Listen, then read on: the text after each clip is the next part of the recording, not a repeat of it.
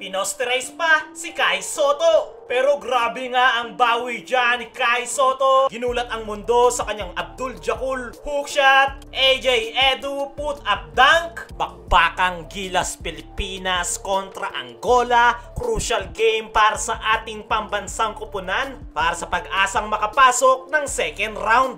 First possession, bola ng Gilas Pilipinas. Pero unang bubuta sa free throw area ang Angola. Scotty Thompson unang nagparamdam. Nice set up play kay Junmar Fajardo. Dakdak! Clarkson penetration pero nandun si Papa Dwight para linisin yan. Sasali din dyan itong si RR Pugoy. 4 straight points agad ang naiambag sa Gilas Pilipinas. Angola minamalas ang opensa pero nakakapuntos pa rin dahil sa binibigay na foul ng Gilas. Depensa ng Gilas napakaigpit. Huli ka kay Japet! Kabayan Nolly de Clarkson nagparamdam na rin. Biglang bitaw sa 3. Lista mo na yan! Angola sumasabay pasundot-sundot. Pinosterize pa si Kai Sotto. Pero grabe nga ang bawi dyan ni Kai Sotto. Ginulat ang mundo sa kanyang Abdul Jakul hookshot. Clarkson nagawan pa rin ng paraan. Gilas Pilipinas players ganadong ganado na. Natapos ang first quarter 19-12 in favor of Gilas. Efficient rating para sa ating pambansang kupunan. Coach Tim Cone, take over mode na sa Gilas. Second quarter, dito bahagyang nakakalayo ang Gilas Pilipinas. Sinimula ng Angola sa free throw area, nagbaon pa sa 3-point area, pero grabe nga ang isasagot dyan ng Gilas Pilipinas. Perez for 3, patay ka dyan. Kai Sotto 1-foot jumper.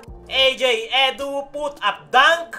Pugoy mangangalabaw. 9-0 run para sa Gilas. 5-minute mark ng second quarter nang mag-shift sa Angola ang momentum. Bruno Fernando binastos si Clarkson. Bumabaon na rin ang kanilang mga outside shots. Batang player na si Dunlao hindi na mapigilan sa 3-point area. Kaya ganun-ganun lang nabura ang siyam na kalamangan ng Gilas. Natapos ang second quarter 33-36, 3-point lead para sa Angola. Jordan Clarkson with 7 points, 2 rebounds, 2 assists. Bruno Fernando 8 points, 4 rebounds, 0 assists. Pagpasok ng third quarter, parehong mainit agad ang dalawang kupunan. Bruno Fernando agad na nagparamdam, agad na nangalabaw sa loob ng painted area. Pero may pansagot dyan, Clarkson atake to the layup. Papa Dwight step back 3. Patay ka dyan! Manong Kiefer, dumiskarte, jumper for the easy twos. Clarkson to Junmar, balik sa Gilas ang lamang. Pero dahil sa turnover, bahagyang nakakalayo ang Angola. Dahil sa mga fast breaks, Jordan Clarkson nagpaparamdam na, umaatake na sa loob ng painted area. Clarkson pa rin, 4 straight points. 2-minute mark, nagkakapisikalan na. Angola laging may pamatay sunog. Fast break dunk na naman.